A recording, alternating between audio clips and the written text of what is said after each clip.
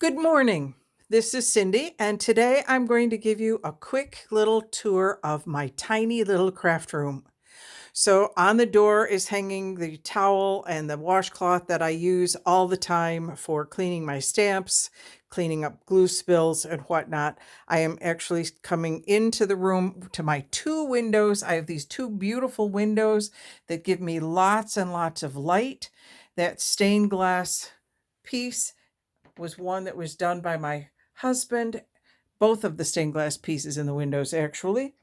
On the windowsill are my glue sticks, and then a mug with all of my, the stuff that I use all the time. A couple of pencils, a ruler, my scissors.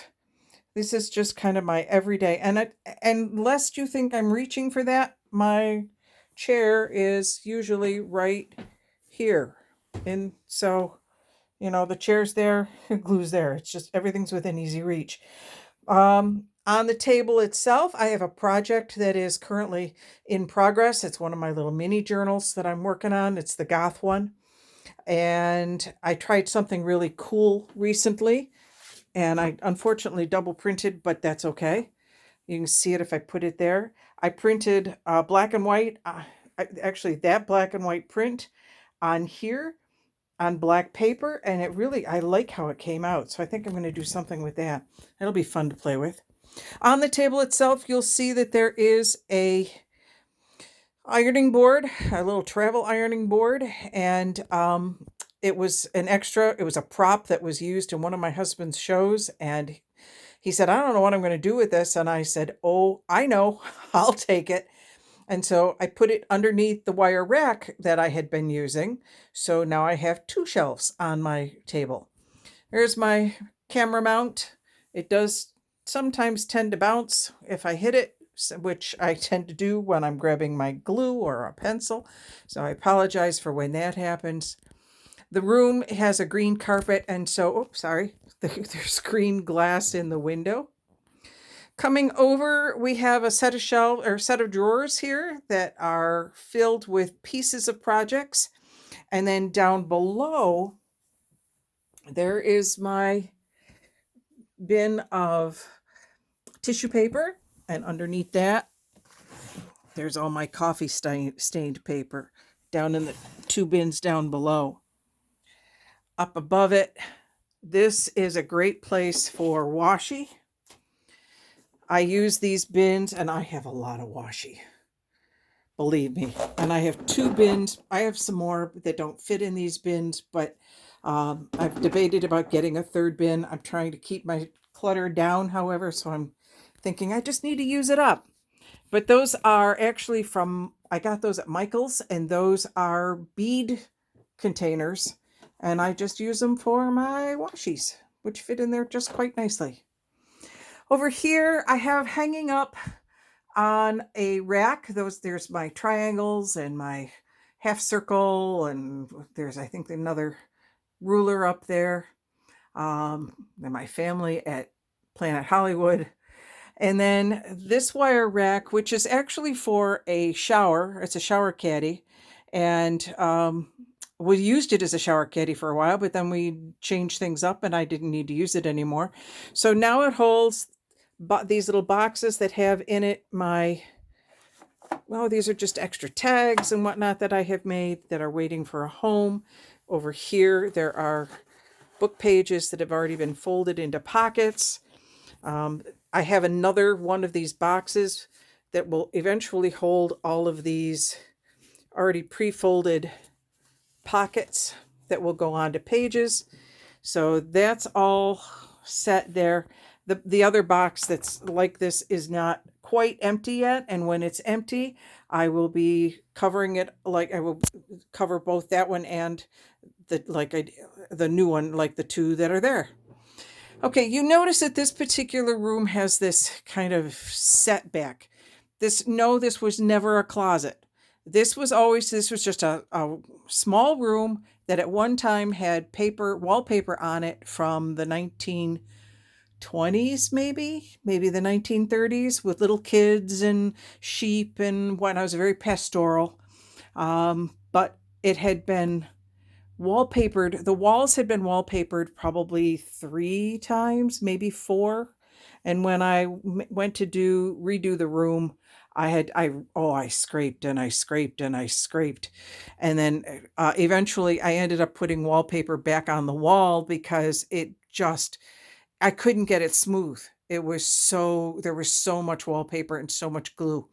But the reason there's this kind of weirdness that sticks to the back is that this particular part of the wall, you can see how it bumps out there, is actually a closet on the other side that opens into the hallway.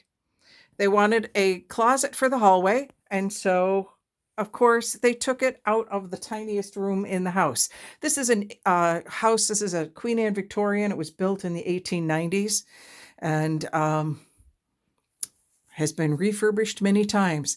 That is actually, what do you call it?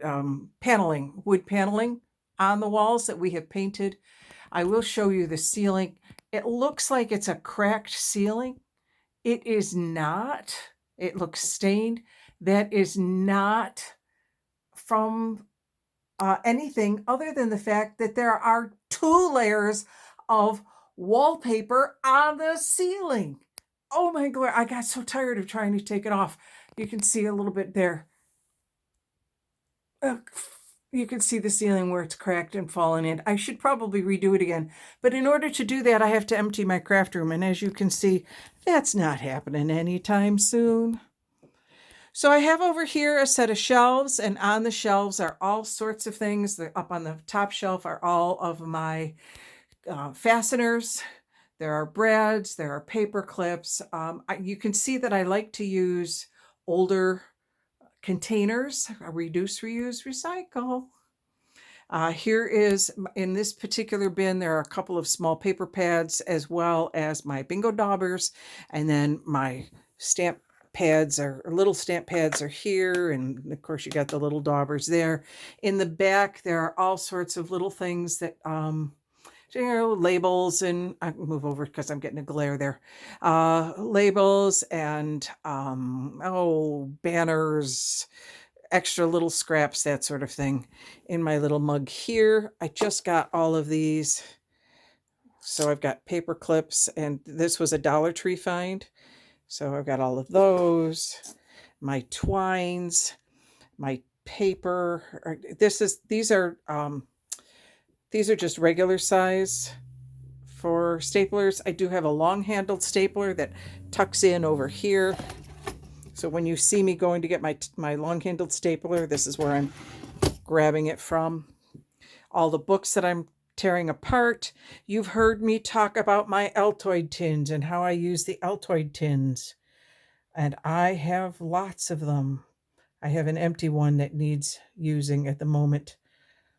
And then, of course, the key tags actually has key tags in it. The address labels has address labels in it. The gummed labels, however, does not. I don't have any gummed labels of that sort anymore. That it is empty and it has paper clips in it. This little thing, I showed my Homer, Alaska. I went to Homer, Alaska a few years ago and to Story Knife, which is an absolutely wonderful place for women writers. And I had a residency in Story Knife, and I picked up my mug. I collect mugs, so I've got mugs from everywhere. There's a mug with my name on it. There's one from Disneyland. I have mugs everywhere. So this container, this is great for, let me pull this one out. This one has butterflies in it. This one has tickets. You get all sorts of things. I love this container.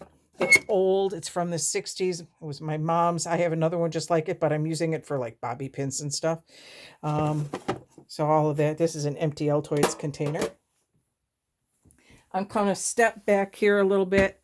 And this wonderful piece of furniture came from Pier 1 many, many years ago. I bought it specifically for crafting. The bottom 2 drawers do hold 12 by 12 pads. And then the other drawers, most of them have 8.5 by 11 sheets, and they're by color. So, whatever color, red, orange, yellow, green, blue, purple. And we go on down. And then this drawer has all of my wonderful pieces here. I use that all the time for those.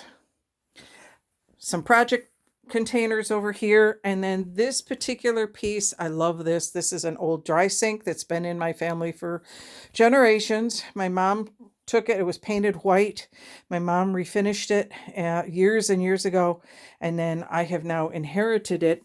And in the bottom piece, 8.5, or those are all 12 by 12 pads. I have so many 12 by 12 pads because if you look next to it, you'll see that there are more 12 by 12 pads. And if you look over here, you will see there are more 12 by 12 pads. And in this second drawer down right there, I'm not going to pull it open, more 12 by 12 pads. This is a bit, here's my love of mugs. I have all of these different mugs from all different places, and they are currently filled and used as storage for my fancy scissors and for my markers. Mostly this is a mess and still needs to be cleaned up a little bit. If I go this way, now you can see the doorway to my bathroom. So I am right around the corner from the bathroom, which is wonderful because the sink is right there. And so when I wash my stamp pads, I'm literally just a couple steps away. There's my door again. I do want to show off 2 pieces of artwork on the walls. Actually, 1 piece of artwork and 1 photograph. That's a picture of Sugar Ridge in Pennsylvania. It's when my ancestors came over from Ireland, they settled on Sugar Ridge and they built that church, and it was blessed by St. John Neumann. And I am related to half of the people in the cemetery that's out front. My husband painted that painting. He doesn't like it anymore because he says he's such a better painter now. I don't care. I still like it because it shows the tree, and that tree has since come down. They've made a cross out of it, and the cross is now in the cemetery, but the tree itself is no longer there. And the other piece that I'll show you is this handsome man. That's actually my dad. We did a production of The Glass Menagerie many, many years ago, and we needed a picture on the wall for the father, the absentee father who isn't there. Now, my dad was not, he loved to go to the theater, but he was never, ever on stage. He was much too shy and retiring for that. So when we didn't tell him that we had blown up his senior picture and that he was going to be the father, the absentee father, in that production of The Glass Menagerie.